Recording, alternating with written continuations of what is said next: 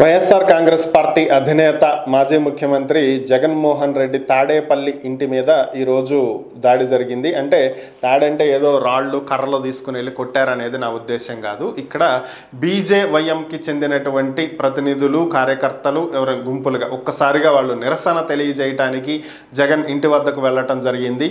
ఇది వీళ్ళు బీజేవైఎం అనేది బీజేపీకి చెందినటువంటి యువజన సంఘానికి చెందినటువంటి ఒక పార్టీ ఒక విభాగం, ఇది యువజన విభాగం ఇది.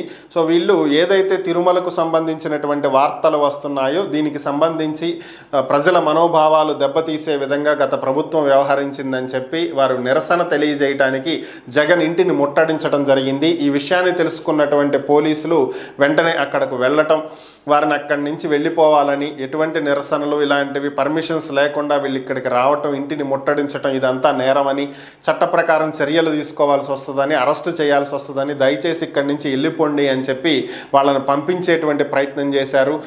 విననేటువంటి వాళ్ళని బలవంతంగా అక్కడి నుంచి తొలగించడం జరిగింది. ఇది పరిస్థితి.